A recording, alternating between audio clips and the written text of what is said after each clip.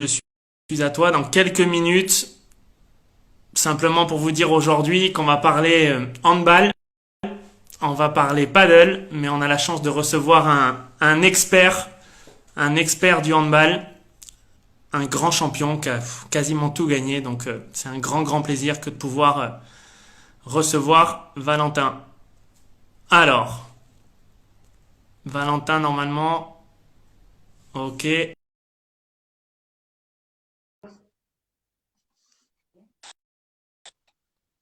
on est là. Ouais. Salut Robin. Salut Valentin, comment ça va? Eh ben ça va, tu m'entends bien là? Écoute, moi super. J'espère que les auditeurs aussi. Si jamais il y a un problème, n'hésitez pas à nous le dire sur les commentaires. Ouais. Parce que la dernière fois j'ai fait un live et ça n'a pas très bien fonctionné. Ah, c'est pas toujours idéal, mais bon, en cette période de confinement, on n'a que ça malheureusement, hein. Ouais, bien sûr, c'est clair. Bon, comment vas-tu? Ben bien, comme tu dis, hein, je prends mon mal en patience. Moi je suis quelqu'un d'un peu hyperactif, tu vois, donc là c'est vraiment pas ce que j'aime. Non, j'essaie de faire comme tout le monde, de respecter les ordres et j'essaie de me maintenir en forme à la maison, mais là il commence à y en avoir un petit peu marre. J'aimerais bien sortir, courir et reprendre mon boulot, quoi. Un lion en cage, quoi, en quelque sorte. Ouais, je commence à le devenir. Ma femme me le dit. Elle commence à péter un plomb aussi. Donc, Voilà. il serait temps de ressortir et que je vois autre chose. J'imagine. Juste, je me permets de donner quelques précisions. Aujourd'hui, on a un invité exceptionnel et on a donc un format exceptionnel. Le live est aussi en direct sur Paddle Magazine, sur le Facebook de Paddle Magazine, puisque pour que tous les amoureux du paddle qui ne me suivent pas, évidemment, puissent avoir accès à ce live. Et enfin, je m'excuse pour la semaine dernière avec Paul-Henri Mathieu. J'ai eu beaucoup de commentaires et beaucoup de questions. Malheureusement, les commentaires se sont bloqués. J'ai pas pu y répondre. Donc tout ça pour dire aux auditeurs que si vous voulez poser des questions, n'hésitez pas. Et ceux qui sont sur Paddle Magazine, pour pouvoir poser des questions en commentaire, il faut se joindre au live sur Instagram. Voilà, j'espère que ça a été relativement clair. Mais voilà, je voulais annoncer la couleur. Bon, dis-moi, Valentin, un lion en cage, euh, pas de championnat au hand, pas de TQO, donc pas de qualification aujourd'hui. Est-ce que vous avez une date pour les Jeux Olympiques pour ce tournoi ou pas du tout? Non, là, franchement, on vient d'apprendre, donc il y a à peine une semaine que le championnat était donc terminé, qui s'arrêtait à ce moment-là. Donc le classement était figé. Les places Ouais, européennes étaient donc distribuées en fonction du classement. Maintenant, il nous manquait, ouais, je crois, 6 7 matchs de championnat. Nous, on était en huitième de finale de Ligue des Champions. Comme tu l'as dit, il y avait l'équipe de France, il y avait le TQO qui devait se passer là il y a quelques jours. Il y avait les Bercy, je crois. qualifs championnat du monde qui devaient arriver début juin. Donc ça fait beaucoup de matchs qui sont annulés, en tout cas reportés. Reportés à quand, je sais pas. Donc il faut savoir qu'une saison de hand pour un joueur qui joue et en club et la Ligue des Champions et en équipe nationale, c'est beaucoup de matchs.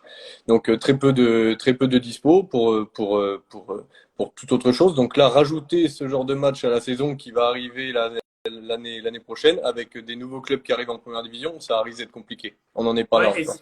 et si j'ai bien compris, je crois que la Ligue des Champions, elle n'est pas tout à fait terminée. Ils sont en train de penser éventuellement à la décaler à une autre date pendant Noël ou quelque chose comme ça, si j'ai bien suivi. Tu confirmes? Ouais, je confirme, je confirme. Alors, est-ce que c'est sûr et certain? Je sais pas, c'est le HF qui décide. Après, il y a beaucoup de raisons économiques là-dedans. Le HF, je pense, est obligé de faire un Final Four, financièrement parlant. Donc, comme ils vont pas pouvoir le faire là, ils vont, je pense, essayer d'en organiser un fin décembre de l'année prochaine.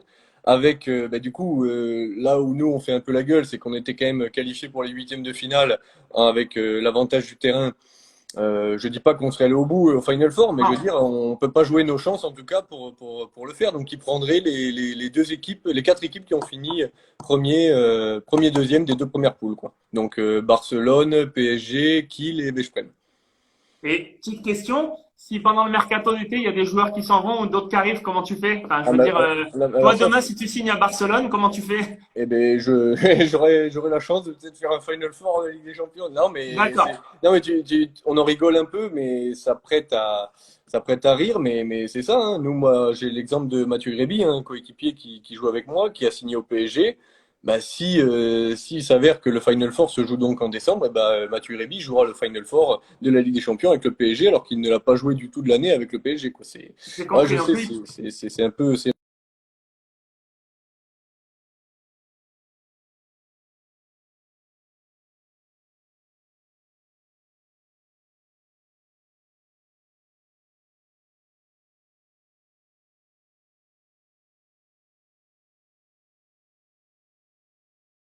pareil, est-ce que j'imagine que toi, en tant que joueur, l'idée c'est quand même de jouer le plus possible, d'autant plus avec toutes les annulations qu'il y a eu là. J'imagine que plus tu vas pouvoir manger du hand, mieux c'est quoi. Ouais, c'est clair. Après, encore une fois, je sais pas quand est-ce que je vais pouvoir en manger, hein. Je viens de voir les propos de la ministre des Sports qui a dit que le sport ne serait pas forcément la priorité. Sachant que nous, dans le handball, comparé au foot ou d'autres, ou le rugby, où les droits télé sont énormes, nous, ils sont pas forcément énormes, donc on compte pas forcément dessus dans le budget. Donc ça veut dire que nous, on peut pas, enfin, jouer à huis clos, c'est compliqué parce que financièrement, ça serait très compliqué pour nous. Nous, le huis clos, on pourrait pas y penser, je pense. Alors, on a le même problème sur le World Padel Tour. Pour le coup, on en parlera un petit peu plus tard, mais nous, on a le même problème. Évidemment, les droits télé sur le World Padel Tour, ça existe quasiment pas. Pour ce qui est de la ministre des Sports, elle a fait un petit peu son mea culpa aujourd'hui sur Twitter quand même. Hein. Elle est quand même revenue un petit peu Ah, sur ses mots en disant que, évidemment, que le sport n'était pas une priorité comparé à la situation sanitaire qu'on vit, mais qu'évidemment, dans l'objectif de reprendre vie, espoir et courage, le sport avait évidemment sa place. C'est évident. oui, bah, encore heureux. Encore heureux, exactement. Bon, dis-moi, on va parler un petit peu. Moi, je suis fan de handball. J'imagine que, évidemment, tous les gens qui nous suivent sont fans et de handball ou de paddle. Moi, j'ai vécu un petit peu sur des parquets de hand puisque ma sœur était joueuse de hand quand j'étais petit. Donc, D'accord. j'ai toujours un peu bercé là-dedans. Où ça, dans quel... Oh, à Paris, dans la région parisienne. mhm. Donc voilà, j'ai toujours adoré ça. J'ai une question pour toi. Quand tu gagnes tout ou presque, comme tu as gagné, championnat du monde 2 fois, championnat d'Europe, Ligue des champions avec Montpellier, vice-champion olympique. J'en discutais l'autre fois avec Alizé Cornet. Comment tu fais pour revenir tous les jours à l'entraînement? Comment tu fais pour avoir cette fin-là de titre et d'entraînement quelque part? Parce que le match, c'est la cerise sur le gâteau, mais je sais combien l'entraînement, se lever tous les matins, parfois, ça peut être compliqué. Ouais, c'est une bonne question. C'est vrai qu'on a tendance à souvent, nous la poser aux membres de l'équipe de France qui ont tout gagné. Mais bah, écoute, moi, c'est avant tout, je fonctionne un peu déjà au plaisir. Ouais. Si j'ai pas le plaisir de faire ce que je fais, de me lever pour aller m'entraîner, le plaisir de retrouver mes coéquipiers, même le plaisir de l'entraînement en lui-même, ça reste compliqué dans tout ce que je fais. Là aujourd'hui, dès que je me lève le matin, j'ai qu'une envie, c'est aller m'entraîner. J'ai trouvé un club à Montpellier qui me convient parfaitement, un entraîneur qui me convient parfaitement, tout me plaît, donc j'y vais limite en courant à l'entraînement. Donc ce plaisir-là fait que j'ai envie de m'entraîner, j'ai envie de jouer. Évidemment, quand on est, bah, tu connais bien, hein, quand on est sportif de haut niveau, je pense que tout le monde est comme ça, mais on déteste la défaite et qu'on gagne une fois, 2 fois, 3 fois, on n'est jamais rassasié, quoi. Donc moi, il me manque quelques titres aussi. J'ai eu la chance d'en gagner un paquet, que ce soit en équipe de France, bah, surtout en équipe de France, mais en club, par exemple, il me manque énormément de titres. Donc moi, mon objectif aujourd'hui, c'est de continuer à grandir, on va dire, mon palmarès, en tout cas en club. Aujourd'hui, je n'ai gagné, enfin, je veux dire, que la Ligue des Champions, c'est énorme. J'ai commencé par le plus dur, ça c'est clair. J'ai énormément de chance. Mais voilà, il me manque le championnat, les coupes, tout ça. Donc voilà, ce sont des objectifs qui restent. Et puis même si ça arrive un jour, j'aurais envie de les gagner 2, 3, 4 fois s'il faut, quoi. Et les copains, moi qui suis à la base joueur de tennis, qui suis aujourd'hui joueur de paddle, donc il y a cette notion de collectif aujourd'hui dans mon sport. Les copains, finalement, c'est une vraie locomotive, les potes de vestiaire. Est-ce qu'entre vous, vous êtes soudés quand il y en a un qui est un petit peu moins bien ou autre? Il y a vraiment cette machine-là, cette énergie-là qui te pousse tous les jours? Bah, c'est important en tout cas que tu arrives sur ce sujet-là. On en reparlera plus tard quand on parlera paddle évidemment, mais oui, c'est pour ça qu'on choisit, enfin qu'on choisit, que j'ai choisi aussi le sport collectif, le handball. C'est que ce qui est beau, et j'en discutais il y a pas longtemps encore, c'est que le jour où tu es pas bien, tu peux te reposer sur le collectif, tu peux te reposer sur tes coéquipiers. Alors après, qui dit coéquipier, voilà, nous on est un effectif de quoi? 15-16 pros, donc c'est Ouais, beaucoup de monde. Plus les jeunes, on est nombreux. On n'est pas obligé de s'entendre avec tout le monde, mais en bien tout sûr. cas, on met nos différends de côté pour que l'équipe soit la plus compétitive possible. Donc, ouais, c'est clair. Après, c'est toujours bien aussi de faire un peu de sport individuel pour se forger, je pense, à un mental, à un caractère, quelque Mm. chose. Mais pour moi, il n'y a rien de mieux que de partager toutes ces choses, bonnes ou mauvaises, avec les coéquipiers, avec l'équipe. Je rebondis sur ce que tu as dit, c'est hyper intéressant. Tu dis, on n'est pas obligé d'être copain avec tout le monde. Évidemment, on l'entend tous cette phrase dans les vestiaires de foot, dans les vestiaires de hand ou de basket.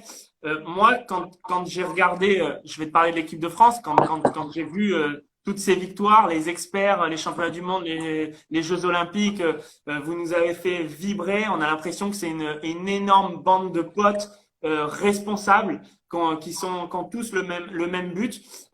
J'ai aussi beaucoup entendu parler de la méthode Onesta, toi qui as connu évidemment une grande partie de son mandat. Euh, Comment il le gère ça? Moi aujourd'hui, je vais être capitaine de l'équipe de France de paddle féminine, donc le coaching m'intéresse. Parle-moi un Félicitations. peu, merci, parle-moi de la méthode un peu Onesta. J'ai toujours pensé que c'était un mec à part quand même. Oh, on a perdu Valentin. Ah, Youngbug, c'est là. Valentin, tu nous entends?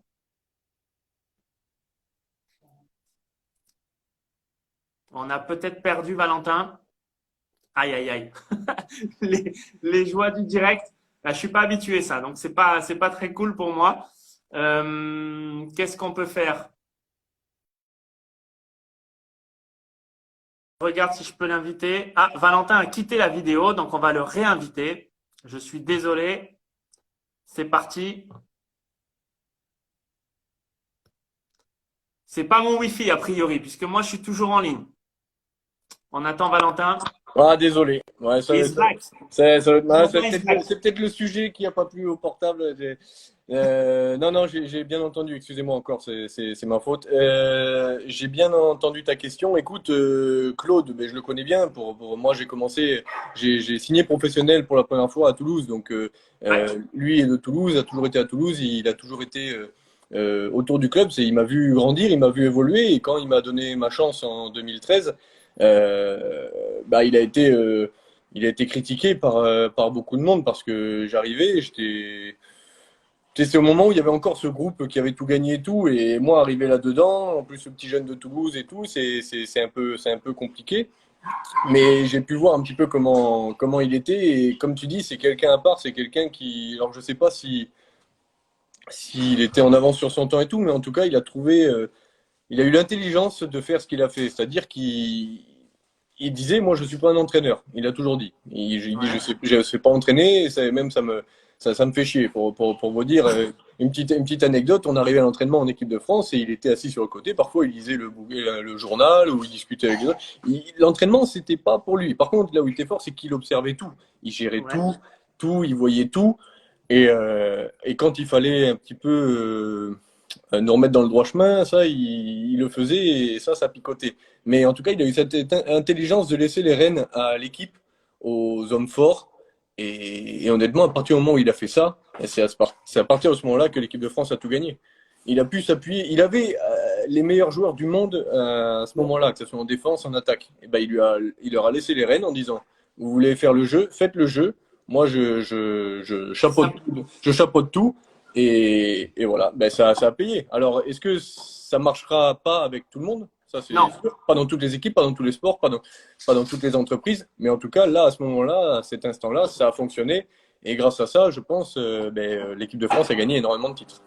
En fait, les deux vont de pair, c'est-à-dire qu'il faut que le manager, pour le coup, si on n'appelle pas l'entraîneur, mais que le manager ait la lucidité et l'ego, met son ego de côté peut-être en laissant bah, les joueurs prendre un peu les rênes, mais il faut aussi avoir une sacrée dose de professionnalisme et de grands joueurs capables quelque part de mener aussi cette équipe-là sans forcément avoir la ligne conductrice que peut amener l'entraîneur au quotidien peut-être. Ouais, ben exactement. Ben c'est exactement ce qu'il a pu voir en arrivant.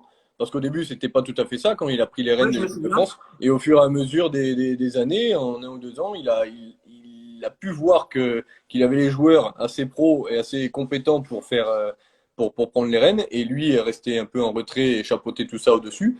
Et encore une fois, je trouve que c'est, comme tu dis, de mettre son ego de côté comme ça et faire ça, c'est quelque chose de fort, quelque chose de fort. C'est bien, c'est intéressant. Mais effectivement, je crois que les joueurs sont quand même la clé du schéma, parce qu'au final, s'ils sont pas là pour prendre les clés du camion et se dire on y va ensemble, quelque part, le management, il sert pas à grand chose. Ah, bien sûr, bien sûr. Voilà, c'est clair. Et dis-moi, on parle de management. Là, je vais te parler de ton management à toi personnel. Ça m'intéresse.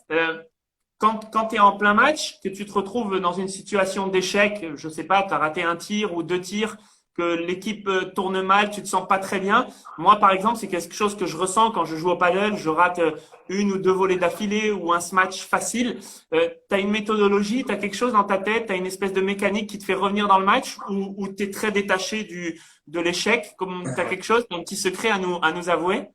Là, tu touches un point hyper important parce que c'est quelque chose qui arrive assez souvent hein, quand on est joueur pro, que ce soit comme toi, comme moi, et qui peut être très problématique. Bah, encore plus pour toi parce que vous êtes que deux sur le cours, donc si t'es pas bon, c'est l'autre qui doit gérer. Mais écoute, moi, ça a toujours été mon gros problème. Surtout quand j'étais plus jeune. Maintenant, écoute, je suis professionnel depuis 12 ans. Voilà, le handball, je commence à connaître. J'ai beaucoup moins d'appréhension. Je gère mieux tout ça. Un match maintenant, ouais, je fais un peu moins attention à ce genre de choses. Mais quand ça m'arrive aujourd'hui, quand je vais commencer un match et que je vais être en échec rapidement, comme tu l'as dit, Ouais. rater mes deux premiers shoots en 5 minutes, perdre un ballon et faire une mauvaise défense, j'ai du mal j'ai du mal vraiment à rebondir. J'avais énormément de mal avant, en tout cas. J'étais capable de sombrer dès le début de match et me dire et plus prendre un seul shoot, plus prendre une seule initiative parce que j'avais peur de l'échec. Ouais, ouais. Voilà, tu Bah deviens ouais, timoré ouais, et ouais. finalement moins utile sur le terrain. Exactement, parce que j'avais peur de faire encore plus de merde, en gros, peur de l'échec et peur de faire perdre l'équipe, en tout cas de ça. Aujourd'hui, j'ai évolué, j'ai une place hyper importante dans l'équipe.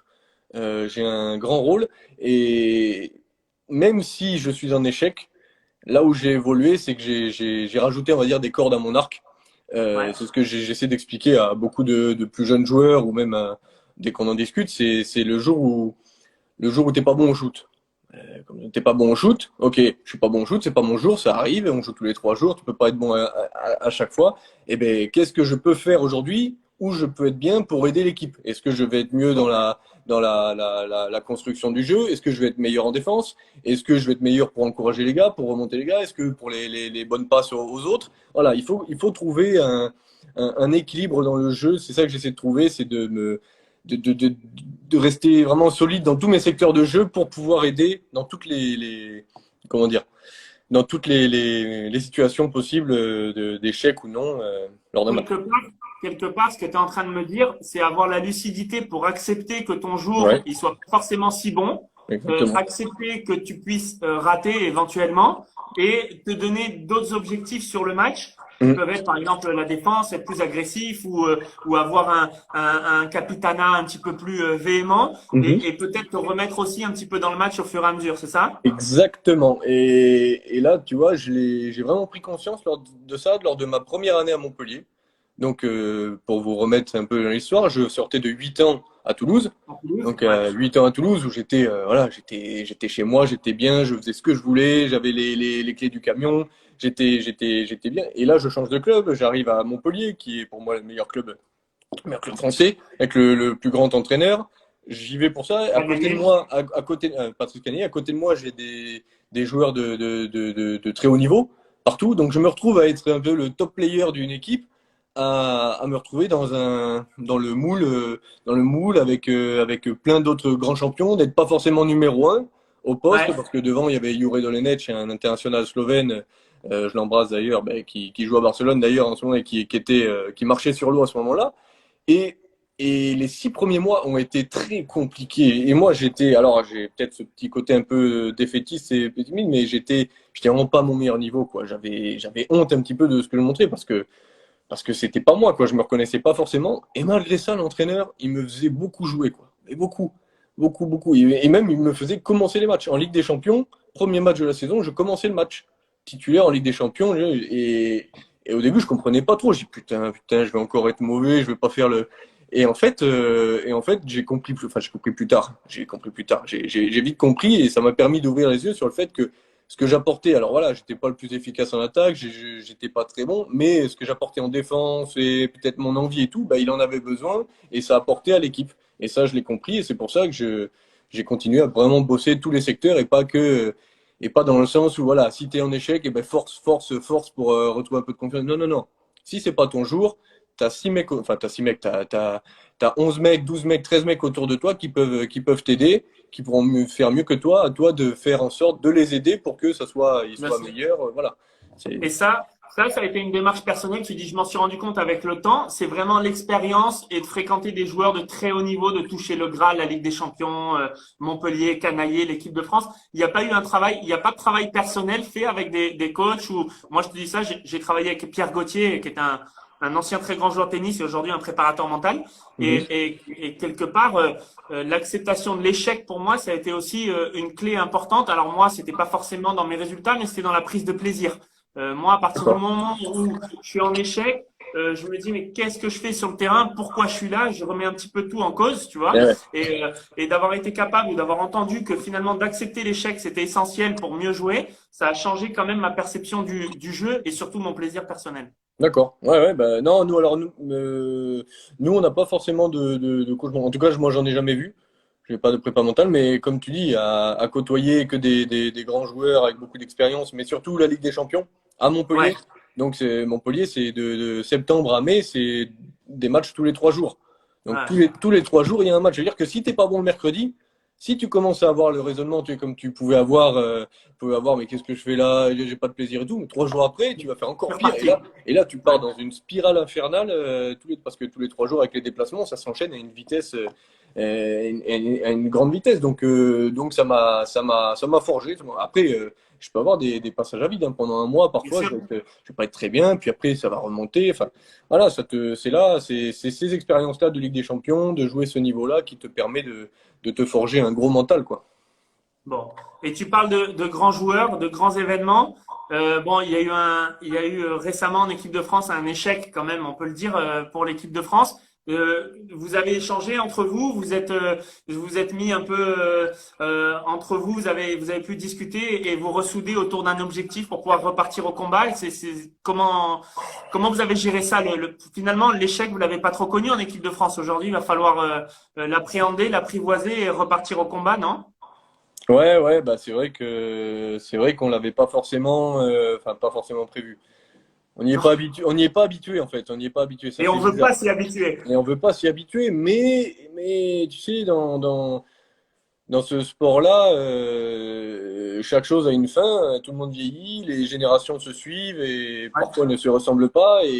Et le plus dur là-dedans, c'est la reconstruction, c'est reconstruire une équipe, reconstruire un collectif qui recommence à gagner, qui continue à gagner.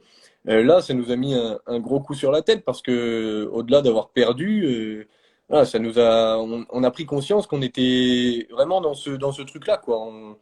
On stagnait un peu, quoi. On n'arrivait pas à passer au-dessus. On voyait des nations comme le Portugal. Alors tout le monde se moquait un peu de nous, mais nous, on les a joués beaucoup en 2 3 ans, là. C'est une très bonne nation de handball qui progresse très vite. Il faut pas cracher dessus. Nous, on se reconstruit. Nous, il faut qu'on progresse aussi. Donc ça nous a fait ouvrir les yeux. La chance qu'on a, c'est que on avait les TQO. Donc Ouais. c'était vraiment l'objectif, on s'était refixé autour de cet objectif, quoi. C'était de malgré tout, malgré cet échec à l'Euro, c'était de se qualifier pour les Jeux Olympiques, quoi, repartir sur quelque chose. Quand tu dis la Mais bon, encore une reconstruction, fois, ouais. ça sera pas pour de suite. Quand tu dis la reconstruction, je veux dire, les joueurs aujourd'hui en équipe de France, ils sont quand même tous encore très forts. Ils font partie tous, ils jouent tous dans les meilleurs clubs en Europe, la Ligue des Champions. C'est, c'est, c'est ce feeling collectif qui s'est un petit peu perdu ou qu'est-ce qui vous manque là quelque part? Parce qu'on peut pas parler de qualité intrinsèque. Je veux dire, tous les joueurs aujourd'hui, c'est des top players, donc c'est qu'une question de collectif, tu crois? Et c'est compliqué. Tu vois, si j'avais toutes les réponses, je te les Ouais. donnerais avec plaisir. Je suis très content. Hélas, je ne les ai pas. Mais les choses évoluent aussi. Tu sais, bah, je parlais quand je suis arrivé en équipe de France en 2013. Au moment où j'arrive pour la compétition, on n'est que deux nouveaux joueurs à rentrer. C'était Timothée Nguessan et moi. Ouais, Et tous les autres, c'était vraiment l'équipe qui était là depuis des années et tout. le Donc, cadre. voilà, les cadres, les costauds. Donc, on est arrivé avec Tim, je me rappelle, on n'a pas dit un mot pendant 2 semaines de toute la compétition. On restait dans notre coin par respect. Et là, en fait, quand il y a eu ce renouvellement, c'est vrai qu'il y a eu toute l'équipe a changé. Vraiment. Il y a la moitié des joueurs qui ont changé. Ouais, donc c'est Et, un tu sais, process. et je te parle des générations et tout, c'est compliqué quand même d'allier un mec qui a 36 ans avec un mec qui a 20 ans, tu sais, tout ça, et c'est pas un joueur. Ça, il n'y a pas de souci. Mais comme quoi, tu vois, ça fait pas tout. Et c'est là que je suis content, c'est que je prône ça quand je vois, quand on dit, ouais, ils ont les meilleurs joueurs du monde, ils vont gagner. Mais non, ça veut dire que le sport, c'est ça qui est beau, c'est que parfois, c'est Bien pas sûr. le plus gros, c'est pas le plus fort qui gagne. Et c'est ça que Bien j'aime sûr. dans le sport, c'est qu'il y a toujours des petites surprises. Donc là, bon, bah, moi, j'aimerais pas être la mauvaise surprise à chaque fois, mais ouais, il faut qu'on bosse, il faut qu'on bosse, hein, c'est comme tout, c'est en bossant et en travaillant et qu'on progresse, hein. C'est des belles paroles de capitaine, ça. Toi qui es Ouais. capitaine aujourd'hui de Montpellier, t'es quel genre de capitaine? T'es un capitaine gueulard ou t'es un capitaine qui montre l'exemple? Euh, je, je, Évidemment que tu montres l'exemple, hein, mais tu vois, tu as ouais, celui qui ouais, montre l'exemple non, par c'est, ce qu'il fait sur le terrain tous les jours, sa coordination, tout ce qu'il fait, et celui qui rentre un peu dans l'art des mecs toute la journée, quoi. moi, je suis pas un mec qui parle beaucoup. Je suis quelqu'un d'assez, ouais, d'assez introverti quand même. Je suis pas un grand orateur et tout. Je veux que, pour moi, la vision du capitaine, je veux montrer l'exemple, en tout cas que ce soit sur le terrain ou en dehors du terrain, je veux montrer l'exemple, être la bonne image du club sur qui on peut se référer, il n'y a pas de souci. Maintenant, ben, parfois il faut gueuler, parfois il faut encourager, parfois il faut féliciter, et ben, ça, il faut que je me force à le devenir. Je te cache pas que sur ce début d'année février, là, j'ai beaucoup trop gueulé. Pour rappel, on a enchaîné, je crois, 4 défaites consécutives en championnat, chose qui n'était Ouais. jamais arrivée dans l'histoire de Montpellier. Et, et là, je commençais à dire, j'en ai ras le cul d'être là à chaque fois pour les premières fois de Montpellier, quoi. Première fois Ouais. qu'on passe pas les poules, limite. Première fois qu'un champion d'Europe en titre se fait sortir en poule. Première fois que Montpellier perd 4 matchs d'affilée. Et ça, quand t'es capitaine, tu le prends peut-être un peu plus pour toi Juste pour inconsciemment. toi, ouais. Et donc là, j'ai dû gueuler quelques fois et je me gueulais dessus évidemment parce que je m'en veux bien évidemment aussi et je suis pas irréprochable mais ouais, c'est des choses à faire. C'est pas ce que je préfère, mais il faut le faire. Si on parle de capitaine, on parle d'un grand capitaine, un pote à toi, je crois que c'est même un de tes partenaires de paddle. Parle-moi un petit peu de Jérôme Fernandez avec qui tu as joué à Toulouse évidemment en équipe de France et aujourd'hui sur un terrain de paddle. C'est l'image du capitaine idéal pour toi? Alors, je sais pas si je joue au paddle pour le Jérôme, coup. il joue? Je sais pas. Ah, Eh bah, ben, je peux te écoute. le dire. Eh ben, tu me l'apprends, ça fait plaisir. Je pourrais lui mettre une branlée dans l'avenir. Ça fait plaisir. Mais oui, oui, bah Jérôme, bah, c'était. Comment te dire, tu vois, comment je vois le rôle de capitaine pour moi, ben, Jérôme, c'était un peu ça. Jérôme, j'ai joué avec à Toulouse, il est arrivé en joker médical. Moi, ouah, les années, je me rappelle plus trop, excuse-moi Jérôme, mais moi j'étais encore un jeune joueur en train d'apprendre. Hmm. Et avoir un mec comme ça qui arrive, qui a joué à Barcelone, Ciudad Real, Kiel, qui a gagné je ne sais combien de titres, qui était en équipe de France, qui a tout gagné aussi, ben, pour un jeune joueur comme moi, ça, c'était génial. Et comment dire, il avait vraiment cette gueule du mec parfait, quoi, le mec Du parfait. leader. Que ça soit sur le terrain ou en dehors, nickel, y a rien qui dépasse, toujours à l'heure. Voilà, le capitaine, nickel, quoi. Et non, non, c'est un super mec et je suis très content de l'avoir croisé, que ce soit humainement et handballistiquement, parce qu'il m'a beaucoup appris à un moment de ma carrière où ça pouvait être compliqué, en tout cas où j'étais encore en grosse phase d'apprentissage. Donc je remercie. Maintenant, je lui souhaite le meilleur. Ça fait un moment que je l'ai pas vu là du coup, mais en plus il joue au padel. Si on peut se croiser sur un terrain de padel, ça Il sera joue au bien. padel sur Marseille, il est pas très loin de chez toi. Il va pouvoir, une partie va pouvoir s'organiser, hein. Et comment il va faire avec son vieux dos tout pourri là? Et ça va pas être facile quand même. Ouais, mais il doit pas être facile à lober non plus. C'était pas le plus petit de la bande, hein. Non, c'est clair, il est grand, il est grand. Et il est mobile, hein, même pour sa taille quand même. Bon là, il doit l'être un peu moins quand même, mais bon. J'ai vu une question passer parmi les commentaires. Le joueur de handball qui t'a donné envie de t'y mettre, il y en a un particulièrement. Il y a un joueur qui t'a fait rêver à l'époque des Barjots ou pas du tout? Eh non, pas du tout. Ça, on me la pose Même souvent pas. cette question. Moi, je viens d'un tout petit, je viens d'un petit village dans la région centre, Toury. Je les embrasse. Je sais qu'il y en a qui regardent un peu. 2700 habitants.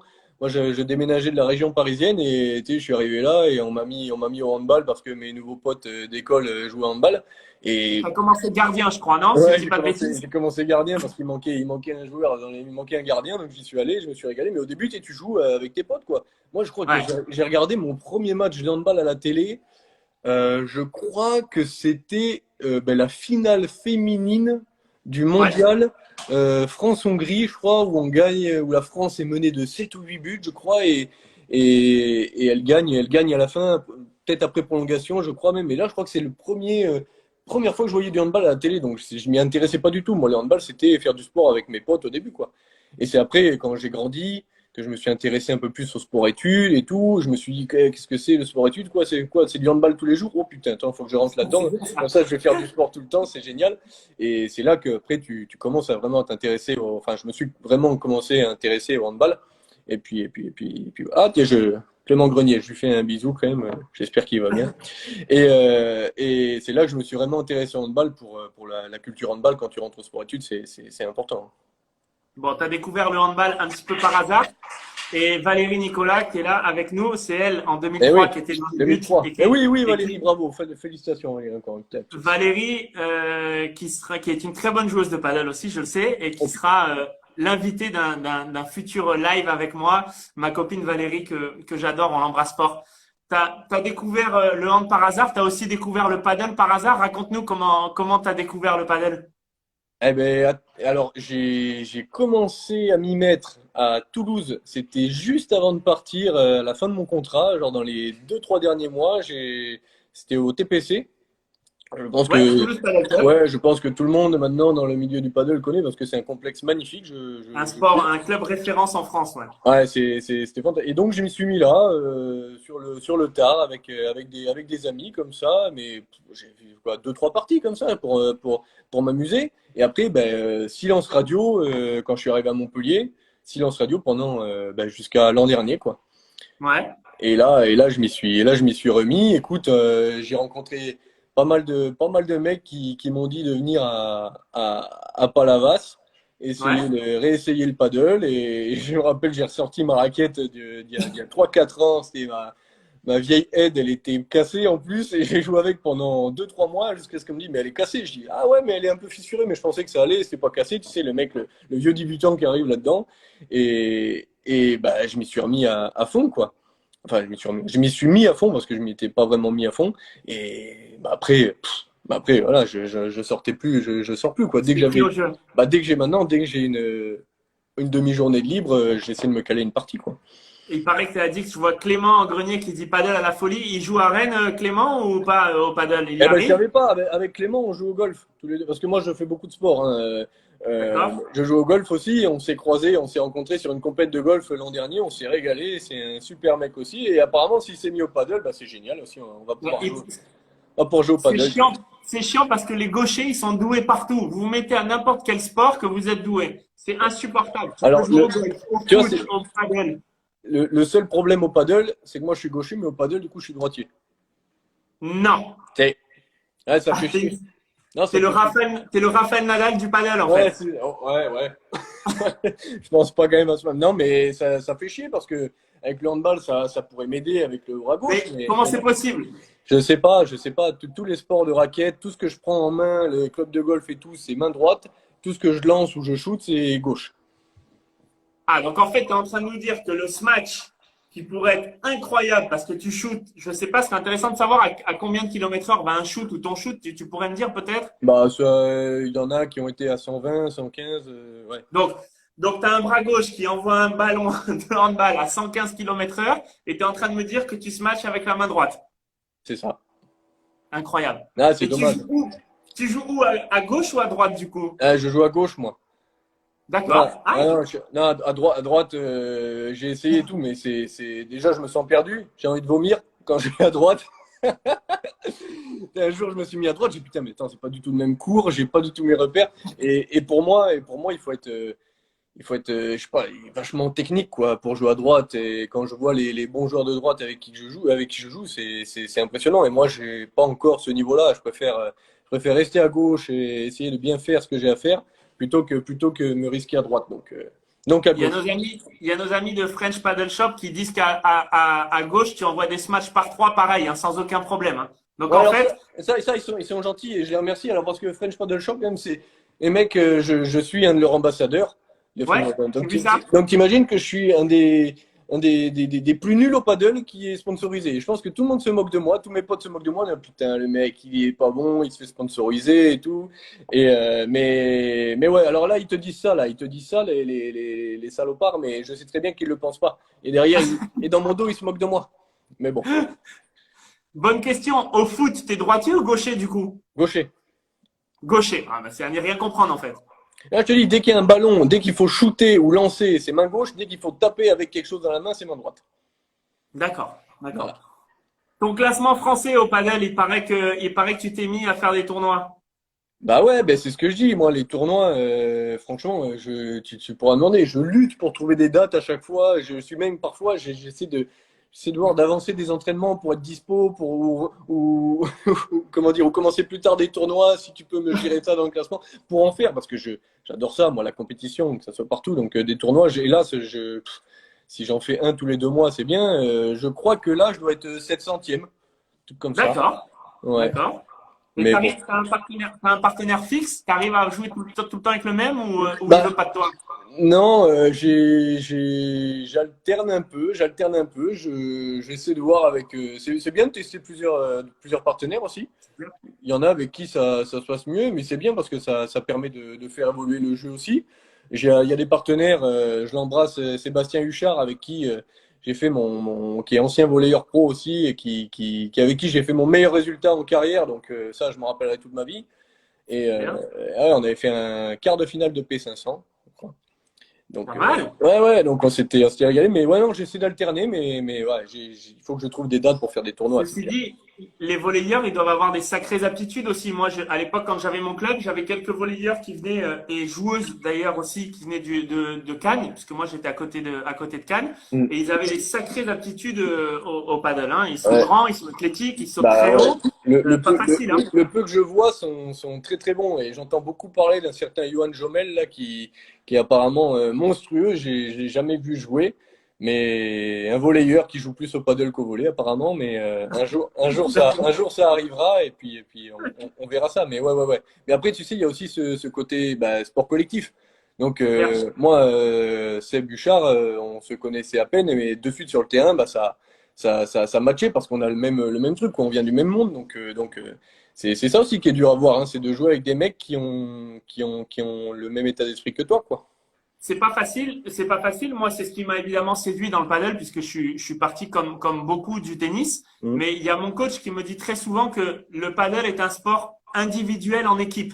Ça veut tout dire, c'est-à-dire que tu es sur le terrain et il faut que tu fasses ton taf, et en même temps, il faut que tu appréhendes une relation avec ton partenaire qui doit être complice, à qui tu dois accepter aussi ses très bons côtés, mais aussi les mauvais côtés. Donc c'est peut-être pas autant aussi facile qu'un sport collectif comme le handball ou le football, où là pour le coup il y a l'effet de groupe qui absorbe un petit peu la relation entre les joueurs, alors que nous on est tout le temps 100% du temps ensemble, quoi. Bah ouais, enfin moi c'est pour ça que pour moi le paddle c'est clairement un sport d'équipe, hein. Je considère moi comme un sport d'équipe.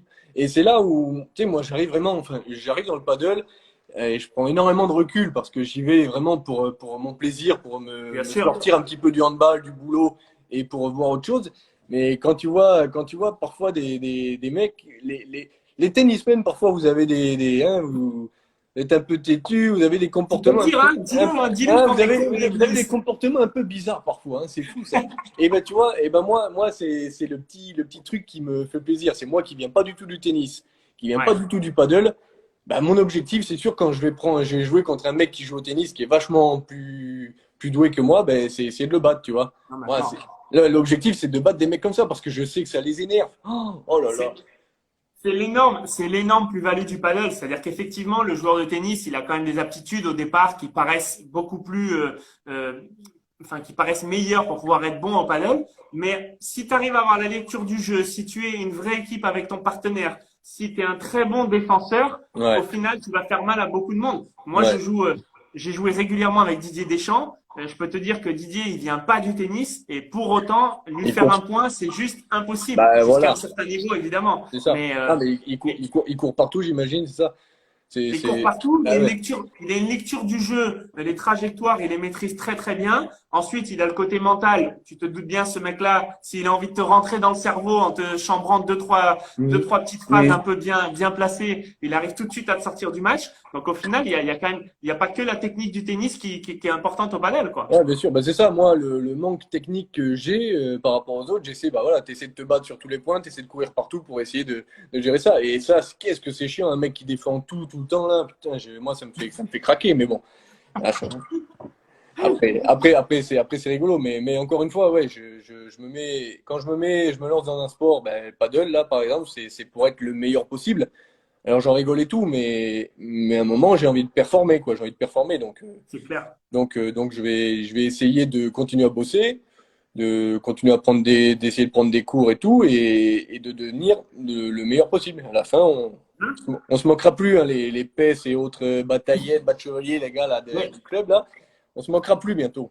quand il se moque, amène-les sur un terrain de handball. On va voir un peu qui est le Non. meilleur. Mais non, justement, les piquer sur leur terrain, c'est encore mieux, quoi. Non. Athlétiquement, toi qui es un athlète de très haut niveau pour le coup, comment tu trouves le paddle au niveau athlétique? Est-ce qu'il y a il y a des choses que tu retrouves du hand ou c'est vraiment un sport totalement opposé pour toi, voire Euh, complémentaire? non, ça ressemble c'est un peu le même type d'effort. Ouais. C'est saccadé, tu vois, c'est du fractionné, c'est pas du. Alors, au début, je trouvais que c'était pas très cardio. Et puis après, Non, bah ouais, c'est non, clair. mais après, quand tu commences à monter un peu en niveau des parties, là, j'ai fini dans des états, moi. Ah ouais, ouais. Et parce qu'au début, quand En tu. fait, il y a un gap où quand tu débutes, tu trouves pas ça cardio du tout parce que tu fais C'est que des ça. fautes. Après, quand tu es à un niveau où tu es capable de bien défendre, tu trouves ça très cardio. Et puis après, il y a un autre niveau où les mecs, ils ont une telle lecture du C'est jeu ça. qu'ils se déplacent moins, mais les échanges durent quand même beaucoup plus longtemps. Mais l'effort, Bah, il est un peu moins violent que peut-être toi, tu le subis aujourd'hui, tu c'est vois. ça. Moi, quand je regarde les vidéos du World Paddle Tour, putain, après, c'est à la télé, hein, mais t'as l'impression que ça va à deux à l'heure, que le mec il court pas, que parfois il se pose la balle, t'as l'impression, mais pourquoi ils te font juste un truc comme ça, mais après, tu sais pas tout ce qu'il y a derrière, la tactique, le truc, la technique, et quand tu vois pas en vrai, si ça se trouve, la balle elle rebondit à ça de hauteur, mais ça tu le vois Yes. pas à la télé. Enfin, j'aimerais bien voir ça. Bah, déjà, j'ai vu, quand j'ai commencé, quand j'ai fait mon premier tournoi, c'était au Cap d'Agde, je faisais mon petit P100, et à côté, il y avait Ouais, les finalités du P1000. ouais.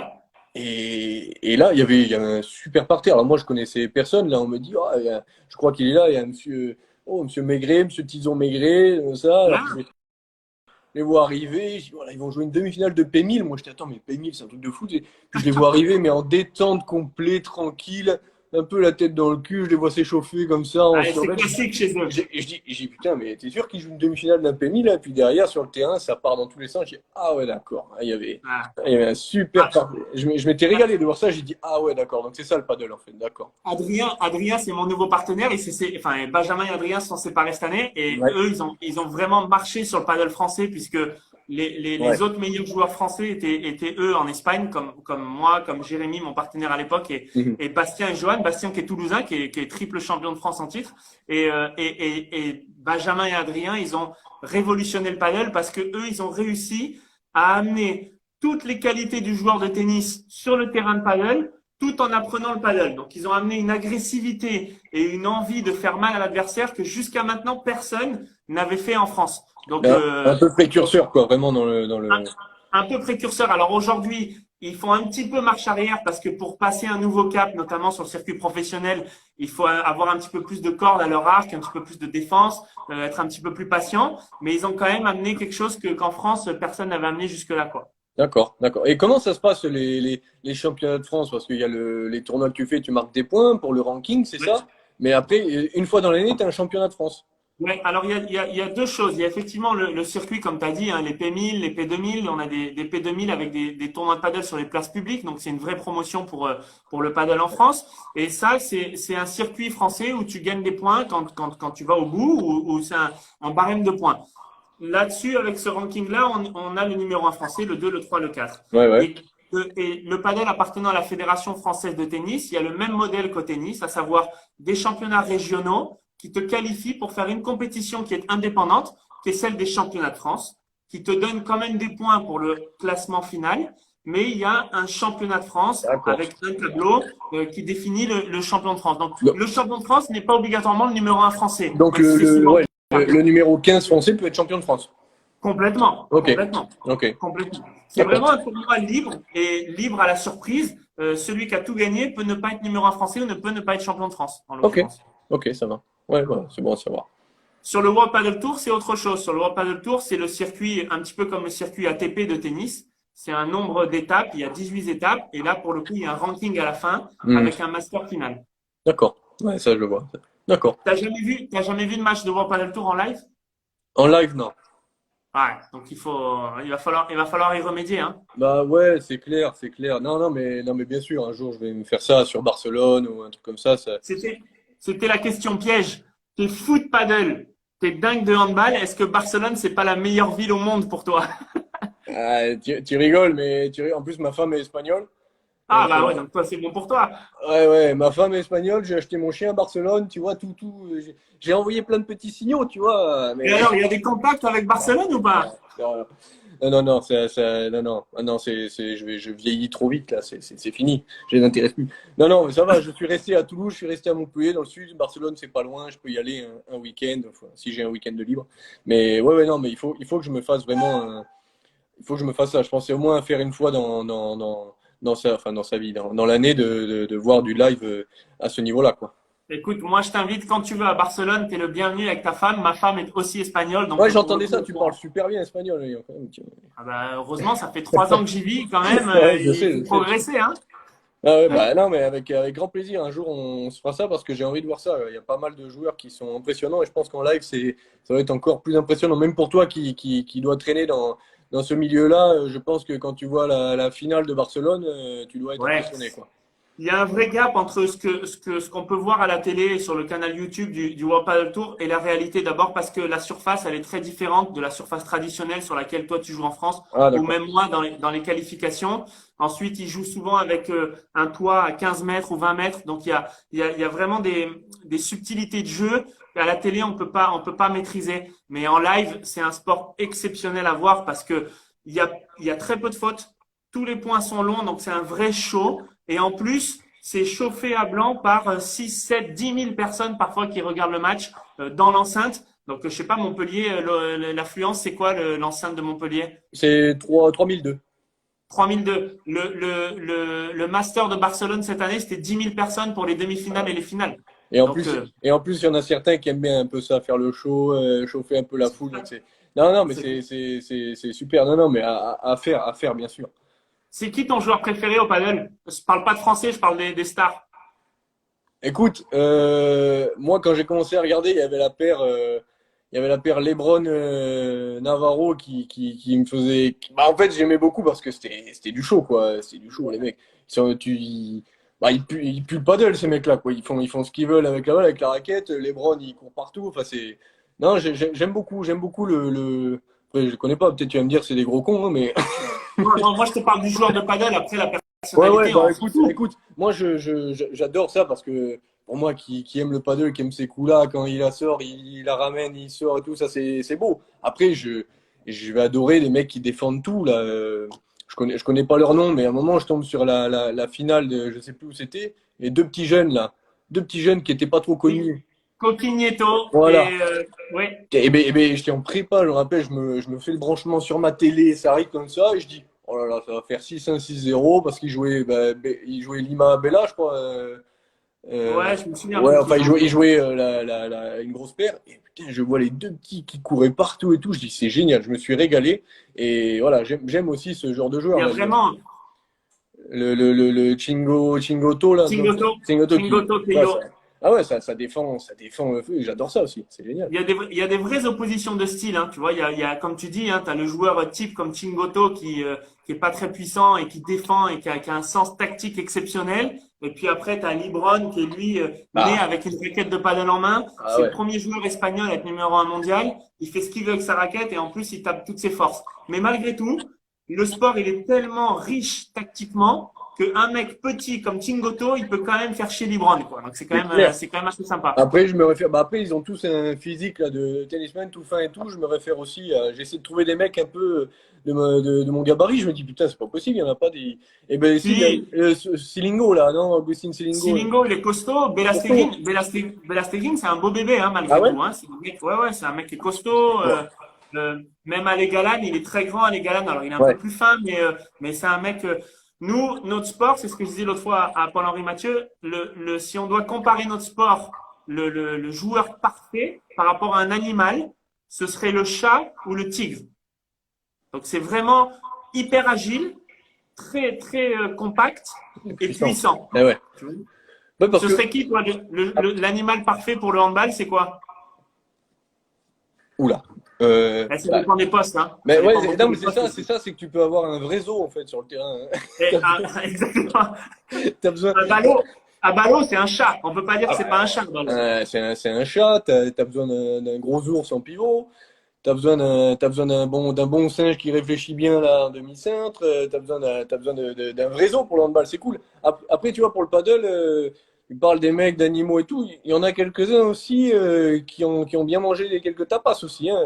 Ça, Hein, il y en a quand même, hein, tu me dis joueurs pro et tout, putain, je les vois, ils ont pas, je les croise dans la rue, je peux pas dire que ils non. font partie des Alors ça, meilleurs joueurs. c'est ce que je te disais quand même, malgré tout. Tu vois, il y a une nouvelle génération de joueurs, les Espagnols, qui ont 20, 22, 23 ans, qui aujourd'hui sont quand même peut-être pas des athlètes comme vous pouvez l'être, mais qui sont des bons sportifs. Mais il y a encore la génération de mecs qui ont commencé le paddle il y a 25 ou 30 ans, qui ont aujourd'hui 35, 38, 40 ans, et Ouais, ils ont tellement mangé de paddle ouais, ouais. qu'ils ont encore le niveau pour faire chier les petits jeunes qui débarquent. Mais je te rassure, plus ça va aller dans le temps, plus les joueurs vont être des athlètes, plus ils vont être grands, plus ils vont taper fort, enfin, c'est la suite logique du sport de haut niveau, quoi. Et là, j'ai l'impression, encore une fois, de la vie, toi, t'es plus dedans, tu vas pas me dire, mais de l'extérieur, c'est en train de prendre vraiment une grosse envergure. J'ai l'impression que sur le WPT aussi, là, ils sont en train de faire venir, j'ai vu des Japonais, des Polonais qui arrivent, des mecs comme ça. Franchement, oui. Franchement, oui. Le sport, il se développe partout. Alors, le World Paddle Tour, il bénéficie de ça puisque eux, en tant qu'entité, ils font pas grand-chose pour la promotion du sport à l'extérieur. En revanche, ce qui est vrai, c'est que en France, la Fédération française a aidé au développement au paddle et il y a beaucoup de gens qui font leur propre club. En Italie, c'est énorme. Au Portugal, c'est énorme. En Suède, c'est incroyable. En fait, il y a un timing parfait où quasiment tous les pays européens, plus l'Asie aujourd'hui, qui commencent à s'y mettre. Les États-Unis ont un tout petit peu de retard, mais in fine, le World Paddle Tour, bah, quelque part, il récupère le numéro 1 japonais, le numéro 1 chilien, le numéro tal, et ça devient un circuit presque international. En tout cas, on tend vers ça. Il nous manque les JO pour nous, mais c'est pas encore gagné. Ouais, mais c'est génial. Bah, il suffirait que, ouais, peut-être Géo à Paris, quoi, ça serait bien, mais Ah, on en a rêvé, mais malheureusement, ce sera pas le cas. On en a dommage. rêvé, mais ce sera pas le Dommage. cas. Bon, dernière petite question. On a Luka Karabatic qui a failli être un grand joueur de tennis, qui était tout proche et qui est devenu joueur de handball. Est-ce que Valentin Porte, il va pas arrêter le hand pour devenir un vrai joueur de paddle? Euh, Plutôt quand il arrêtera le hand, il deviendra Ah oui, oui, oui, oui, bien sûr. Ah non, j'ai pas dit oui. qu'il arrêterait le hand. Non, parce que Lucas, il a quand même arrêté, je pense, tout le monde me dit que c'était un très bon joueur de tennis. Moi, je l'ai joué, Luka Karabatic. Il était très fort au tennis. Il a été moins 15, je crois, si je dis pas de bêtises. Après, entre être moins 15 et devenir top 100 mondial, honnêtement, je Oui, n'aurais pas mis les deux mains à couper. d'accord. Tu Non, mais vois, ce qu'il a gagné à faire il au faisait hand, partie il aurait. des bons joueurs de sa génération, je veux dire. Ah oui, ça Ouais. c'est Mais sûr. du coup, Ça, il a tout arrêté d'un coup pour revenir au handball. Et Là, pour te dire, en 2 ans, enfin, c'est fou quand même. Il est passé des meilleurs de sa génération au tennis à un des meilleurs joueurs du monde aujourd'hui de handball à son poste. Ouais. Derrière, C'est unique au monde. Ouais. derrière. Alors par contre, tu vois, moi j'ai joué plein de tennismen au paddle. Ah, ils ont tous un truc. Ah, Lucas, par contre, au paddle, c'est. Il est pas bon? Bon, il a rien compris encore, hein, mais le. Ouais, Lucas, il n'a pas encore tout à fait compris les rudiments du paddle, je crois. D'accord. Donc Lucas, il va falloir le faire progresser un petit peu. Ouais, Mais ouais. c'est peut-être un peu dans la tête. Il est peut-être un peu bourrin, non? Ou pas du tout? Ah, il est bourrin comme pas possible, c'est pas possible. Il a pas compris, quoi. Mais bon, ça viendra, ça viendra. Ça viendra. Mais oui, ouais, clairement, moi, quand j'arrêterai ma carrière pro, il est hors de question que j'arrête le sport. Et je vois dans le paddle un super truc, quoi, une super Ouais, reconversion, dans le sens où ça va me permettre de. En fait, je vais avoir tout ce que j'aime dans le sport, quoi. La compète, le bon état d'esprit. clair. Ouais. Parce qu'aujourd'hui, quand je vais au paddle, c'est pas pour faire du paddle, c'est pour me couper vraiment du handball qui est à fond là-dedans et me sortir de là et retrouver un autre cercle d'amis qui sont top, je les embrasse tous d'ailleurs et derrière, voilà, tu fais ta partie, tu gagnes, tu perds. Bah, tu gagnes, c'est mieux, mais tu gagnes, tu perds. Derrière, tu bois ta bière, tu manges un morceau, c'est ça aussi, ça, c'est sortir, ça me sort de là et c'est toujours ce que je dis. Quand je sors de là, que je fais un peu de paddle, je fais un peu de truc, je suis meilleur dans le handball parce que je m'aère l'esprit. Bien sûr. Quand j'ai des trois soucis, des trucs dans le handball, tu vas au paddle, tu vois autre chose, tu reviens en handball, bah t'es plus frais, Bien sûr. t'es plus libéré et voilà, j'adore ça, j'en ai besoin. Ah, le paddle, pour moi, c'est vraiment, comme toi, tu le vis, tu vois, c'est vraiment l'essence propre du jeu à la définition, c'est-à-dire j'y vais pour jouer, pour m'amuser, parce que c'est un moment convivial, parce que je joue avec des potes, parce que souvent derrière, on boit tous un coup ensemble aussi, on se chambre. C'est vraiment c'est pour ça que je pense que c'est un sport qui a un très très bel avenir et qui continuera à se développer en France et un petit peu partout dans le monde. C'est clair, pour avoir essayé plein de sports et tout est réuni dans le paddle pour que ça prenne vraiment une belle envergure. Déjà, c'est télégénique, c'est super à regarder, c'est super à jouer, qu'on débute ou qu'on soit pro. Je veux dire, tout le monde peut se régaler par rapport au tennis où franchement, tu joues au tennis, tu débutes, tu renvoies pas une balle, tu vas la chercher à chaque fois. Là, non, tout est fait pour que ça prenne bien. Donc, c'est pour ça, hein, je suis en train de me placer tranquillement pour être nickel en fin de carrière quand le paddle sera là, tu vois. Valentin, tu as fait la meilleure des conclusions possibles. Tu as Ah, envoyé un super message pour le paddle. c'est un Franchement, métier, c'est un métier, si Romain. j'avais voulu ça, j'aurais pas pu le faire. C'est un métier, Romain. C'est un métier. C'est un métier. Écoute, je te remercie infiniment, Valentin. Tu es le deuxième invité de ce live avec un athlète. Il y a beaucoup d'athlètes qui vont suivre après toi. Il y a des joueurs de handball, tes potes en équipe de France. Il y en a un ou deux qui m'ont dit oui aussi. Tu auras peut-être la surprise. Des champions du monde de foot, des joueurs de tennis très connus. Il me manque un joueur de basket, mais je vais y arriver. Mais en tous les cas, super message que tu nous envoies pour le paddle. On te souhaite bonne chance avec l'équipe de France et avec l'équipe de Montpellier. Continue à nous faire vibrer. Et puis, j'espère te voir prochainement sur un terrain de paddle à mes côtés, puisque moi, je suis joueur de droite. Alors, je suis avec Adrien aujourd'hui, mais un bon smatcher à gauche, je suis pas contre. Oui, mais si Adrien il est fatigué un jour, comme ça, qui veut se reposer un petit peu. Non, mais c'est gentil. Écoute, je te remercie pour l'invitation. Je me suis régalé. Voir autour d'un terrain de paddle sera avec plaisir ou à Barcelone, hein, parce qu'encore une fois, on est Quand tu capable. veux. Et avec plaisir. L'invitation est lancée. Merci pour tout. Merci à toi, Robin.